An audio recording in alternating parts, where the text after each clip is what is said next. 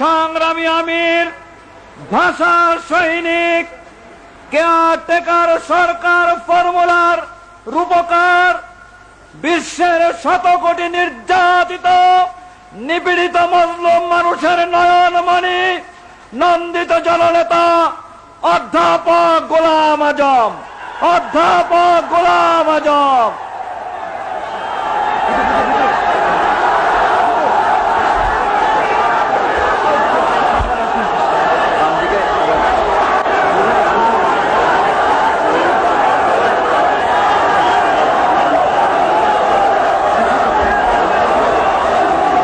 আলহামদুলিল্লাহ রাব্বিল আলামিন,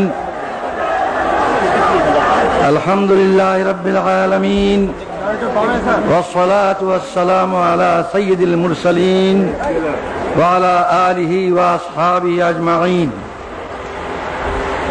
এই শুকরিয়া দিবস উপলক্ষে আয়োজিত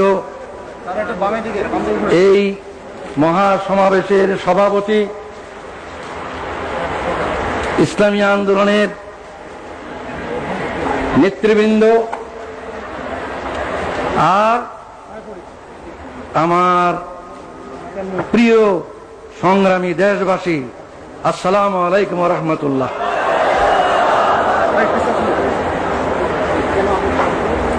এই বাংলাদেশ আমার দেশ, এই দেশেই আমার জন্ম, এই দেশের রাজধানী ঢাকাই আমার জন্ম।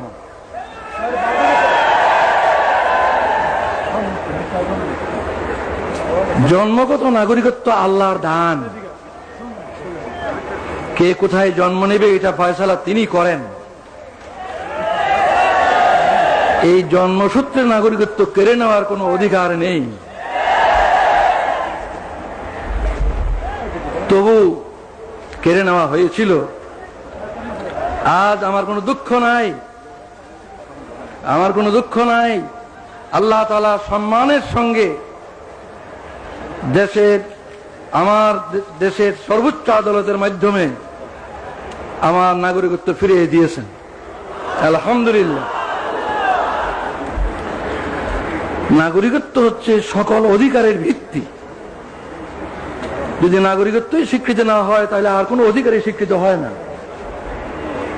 যেহেতু সরকার আমার নাগরিকত্ব স্বীকার করেনি এতদিন পর্যন্ত, এই কারণে রাজনৈতিক অধিকারও আমার ছিল না। সরকারের নিকট রাজনৈতিক অধিকার স্বীকৃত ছিল না, আর বাকি অধিকার তো প্রশ্নই ওঠে না। আলহামদুলিল্লাহ, আজ আমি আপনাদের মতো একজন নাগরিক,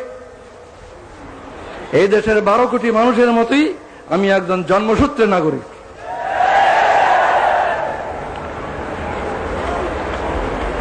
আজ 23 বছর পর আমার প্রিয় দেশবাসীর সামনে হাজির হওয়ার আমার সৌভাগ্য হলো। 23 বছর পূর্বে আমার এই প্রিয় দেশের মাঠ, ময়দান, রাজপথ আমার বিচরণ ক্ষেত্র ছিল। এই 23টি বছর আমার জীবন থেকে কেড়ে নেওয়া হয়েছে। দুঃখ নয়, আল্লাহ তাআলা আবার আমাকে সুযোগ করে দিয়েছেন। আপনাদের সাথে সেই শুকরিয়া শরীক হওয়ার জন্য আমি আজকে হাজির হয়েছি। আজকে আমি অনেক বেশি কথা বলতে চাই না, আজ সূচনা মাত্র। ইনশাআল্লাহ কথা বলার আরো সুযোগ আল্লাহ তাআলা দেবেন, আমি আশা করি, যদি বাঁচিয়ে রাখেন আল্লাহ। আজ আমি অল্প কটি কথা বলি, আপনাদের কাছ থেকে বিদায় হতে চাই। আমার প্রথম কথা হলো, 23 বছর পর, বিগত 23 বছরের দিকে আমি দৃষ্টি দিয়ে শ্রদ্ধার সঙ্গে স্মরণ করছি আমার এই দেশের অনেক বড় বড় নেতাকে, যারা দুনিয়া থেকে চলে গিয়েছে। তাদের মধ্যে 2জন নেতা এমন, আইয়ুব খানের স্বৈর শাসন আমলে যাদের সাথে মিলে আমি গণতান্ত্রিক আন্দোলনে একসাথে কাজ করেছি, সেই 2জন আজকে নেই দুনিয়ায়। তারা হলেন মৌলানা আব্দুল হামিদ খান ভাসানী এবং শেখ মুজিবুর রহমান। এরপর আমি স্মরণ করি আরো 2জনকে, এই দেশে গণতন্ত্র পুনর্বহালের জন্য যাদের অবদান অস্বীকার করার সাধ্য কারো নেই, সেই দুইজনও দুনিয়ায় নেই আজ। একজন জেনারেল আতাউল গনি উসমানী, আর একজন জেনারেল পরবর্তীকালে প্রেসিডেন্ট জিয়াউর রহমান। শ্রদ্ধার সঙ্গে তাদের স্মরণ করি। আরো স্মরণ করি কয়েকজনকে যারা এদেশে আল্লাহর দিন, আল্লাহর কালিমার ঝান্ডাকে সমুন্নত করার জন্য আজীবন চেষ্টা করে গেছেন। তাদের অবদানকে আমি স্মরণ করি। তারা হলেন মৌলানা আতহার আলী, মৌলানা মোহাম্মদ আব্দুর রহিম, মৌলানা মোহাম্মদুল্লাহ হাফিজি হুজুর এবং সরসিনার মৌলানা আবু জাফর মোহাম্মদ সালেহ, পীর সাহেব সরসিনা, আরো অনেকেই 23 বছরের আগে যারা দুনিয়া থেকে গুজরে গেছেন তাদের কথা আমি উল্লেখ করলাম না। এই 23 বছরে যাদেরকে হারিয়েছি তাদের কথা স্মরণ করে, শ্রদ্ধার সঙ্গে স্মরণ করে আমি আমার এই দ্বিতীয় কথা শেষ করলাম। এরপর 72 বছর বয়সে দাঁড়িয়ে আমি ভাবছি যে আমার ডাক কবে আসে আল্লাহর পক্ষ থেকে। তিনি কতদিন দুনিয়াতে আমাকে কাজ করার সুযোগ দেবেন তিনি জানেন। আমার কোনো ব্যক্তিগত উচ্চাকাঙ্ক্ষা নাই। আমি নিজে দেশের বড় কিছু হব, দেশের কোনো কর্তা হব, এই ধরনের কোনো কামনা আমার নাই। কিন্তু একটি কামনাই আমাকে অস্থির করে যে দুনিয়া থেকে যখন বিদায় নেব তখন আমার এই দেশবাসীর 12 কোটি মানুষকে কি অবস্থায় আমি রেখে যাব। তাদেরকে সুখী নিরাপত্তাবোধ নিয়ে বেঁচে থাকার মতো অবস্থায় রেখে যেতে পারবো কিনা, এটা আমার সবচেয়ে বড় চিন্তা। ক্ষুধা তৃষ্ণা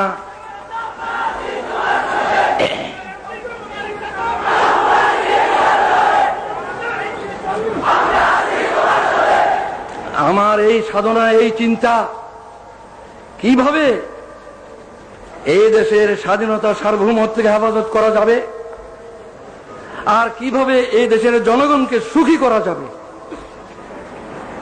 ভাত, কাপড়, বাসস্থান, চিকিৎসা, শিক্ষা, স্বাস্থ্য এগুলোর কারণে মানুষ কষ্ট পাবে না, এমন অবস্থায় যদি রেখে যেতে না পারি, যাবার সময় যদি তাদেরকে সুখ শান্তিময় অবস্থায় দেখে যেতে না পারি, তাহলে এই জীবনের সার্থকতা কি? এটি আমার একমাত্র ধান্দা। এই কথাটা চিন্তা করা সহজ, কাজটি সবচেয়ে কঠিন। কিভাবে আমাদের এই দেশের লোক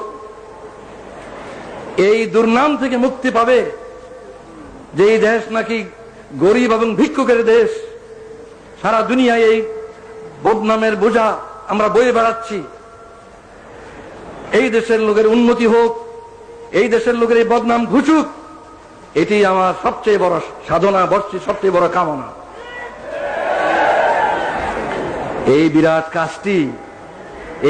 কাজটি এমনি এমনি হবে না, কোন এক দলের পক্ষে সম্ভব হবে না, কোন দলীয় সরকার একলা পারবে না, অনেক সমস্যা। তাই আমি মনে করি যে এই বিরাট কাজটি করা তখনই সম্ভব হবে যদি আমরা রাজনৈতিক ভেদাভেদ, বিদ্বেষ, হিংসা, সন্ত্রাসী রাজনীতি এবং এজিটেশনাল পলিটিক্স, উত্তেজনাপূর্ণ রাজনীতি ইত্যাদি ক্ষান্ত করে সুস্থ রাজনীতি আমরা সবাই করতে রাজি হই। আমি মনে করি যে দেশ গড়ার চিন্তা ভাবনা যাদের আছে তারাই রাজনীতি করেন, আর রাজনীতির ময়দানে যারা নেতৃত্ব দিচ্ছেন তাদের চেষ্টা সাধনের উপরই এই জনগণের ঐক্য নির্ভর করে। জনগণের মধ্যে বিভেদ সৃষ্টি করে কোনো নেতৃত্ব সবল হবে না। জনগণের মধ্যে ঐক্য সৃষ্টি করেই সত্যিকার ভাবে দেশের কল্যাণ করা সম্ভব। এই ঐক্যের জন্য আসুন আমরা সকলে চেষ্টা করি। অতীতের বহু উত্থান পতন হয়েছে, রাজনীতির অঙ্গনে বহুত উত্থান পতন হয়েছে। আসুন আমরা ওইসব অতীতের দুঃখের কথাগুলি ভুলে যাই। আমরা যারা রাজনীতি ময়দানে আছি, আসুন একসাথে বসি, ভাব বিনিময় করি। দেশের সমস্যা অজানা নয়, সবারই কাছে আমাদের জানা। আসল কথা সমাধানের পথ কি, কিভাবে সমাধান করব, এই সমাধানের জন্য আসুন একসাথে বসি, একসাথে চিন্তা করি, মতের বিনিময় করি। আমরা ঐক্যবদ্ধভাবে চেষ্টা করা ছাড়া এই বিরাট কাজ কিছুটি সম্ভব নয় বলে আমি বিশ্বাস করি। আমি দেশবাসীর সকলের কাছে এই কামনা করি যে আপনারাও দোয়া করেন। আমি এই চেষ্টাই করতে চাই, প্রতিটি রাজনৈতিক নেতার দুয়ারে দুয়ারে আমি যেতে চাই, প্রতি নেতার কাছে আমি ধর্ম দিতে চাই। আসুন আমরা দেশকে গড়ি একসাথে মিলে। এই ঐক্য ছাড়া এই দলীয় কর্তৃত্ব, নেতৃত্ব, এগুলি নিয়ে আমরা ঝগড়া করতে পারবো, কিন্তু দেশ গড়তে পারবো না। এগুলি নিয়ে আমরা মারামারি কাটাকাটি করতে পারবো, কিন্তু জনগণকে সুখ শান্তি দিতে পারবো না। আমি আর বেশি কথা বলতে চাই না। এখানে একটা গুরুত্বপূর্ণ কথা আমি বলতে চাই, সেটা হচ্ছে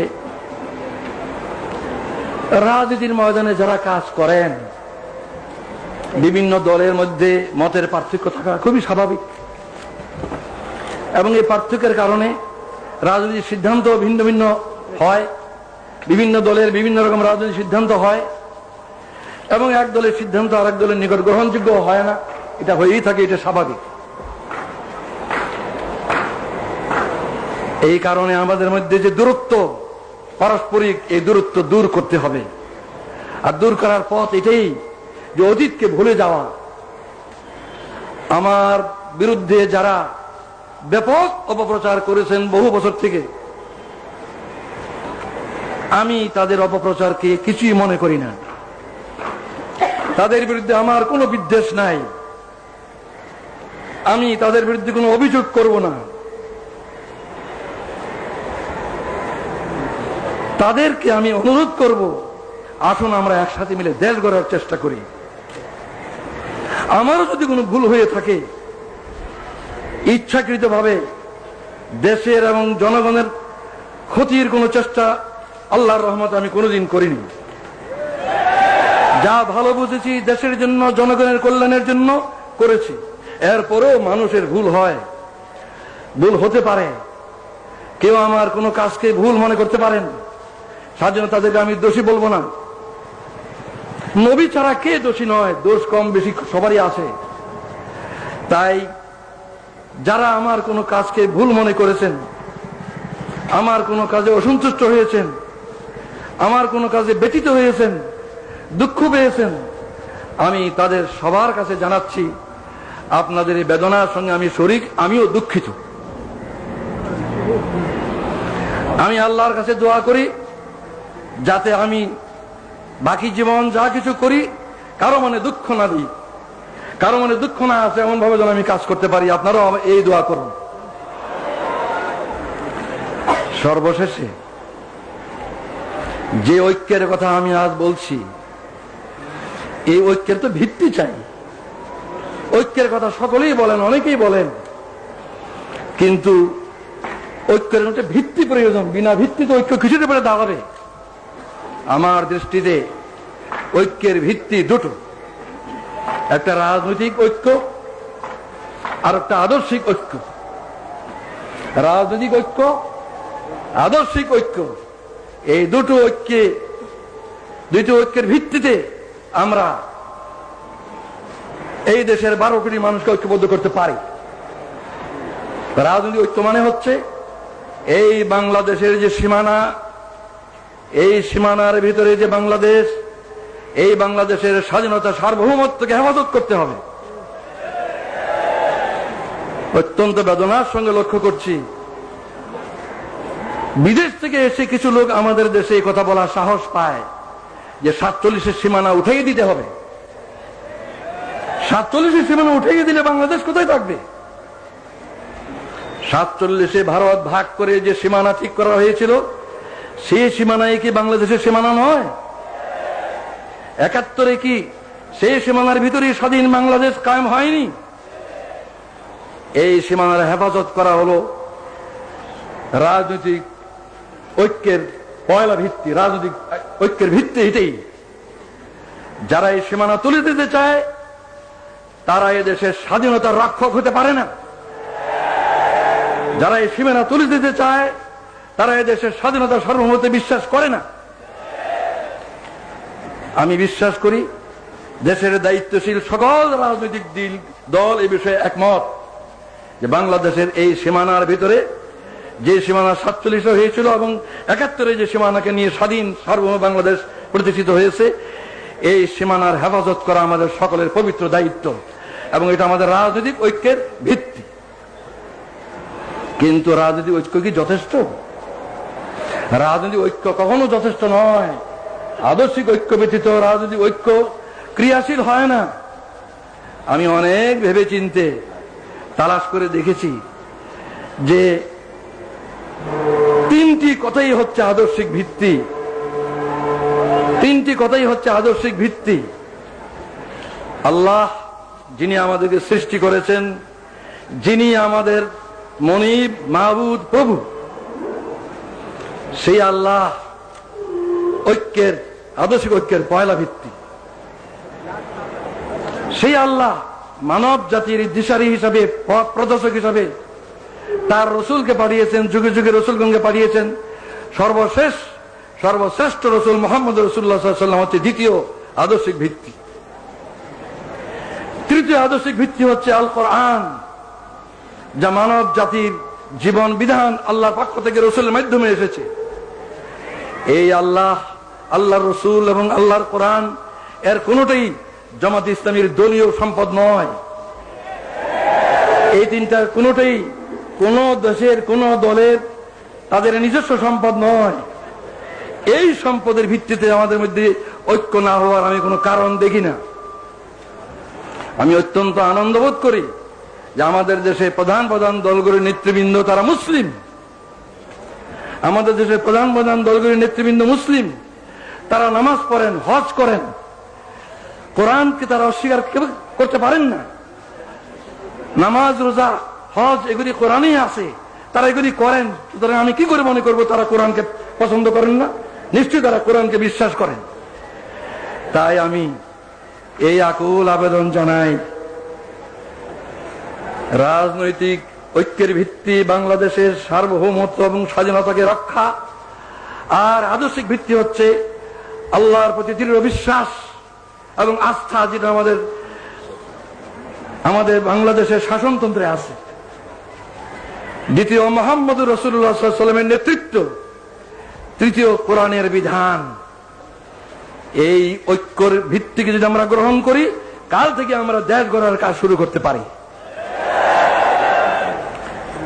আমি বিদায়ের আগে জনাব আব্বাস আলী খান সাহেব, যিনি এতদিন ভারপ্রাপ্ত আমির হিসাবে এই ভার বহন করেছেন, তিনি আমার চেয়ে 7 বছরেরও বয়সে বেশি। আমি 72 আর উনি 79। এই বয়সে উনি যে বিরাট দায়িত্ব পালন করেছেন, আমার কাঁধের বোঝা তার কাঁধে নিয়ে যে দায়িত্ব পালন করেছেন, সেজন্য এই সক্ষমতার জন্য আমি আল্লাহর শুকরিয়া জানাই।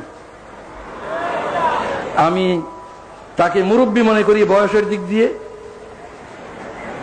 আমি তাকে অনুরোধ জানাই যে তিনি আমার জন্য দোয়া করবেন, যেন আমার বাকি জীবন এই দেশের কল্যাণের জন্য, এই দেশের জনগণের সমৃদ্ধি উন্নতির জন্য, সুখ শান্তির জন্য ঠিক মতো কাজ করতে পারি।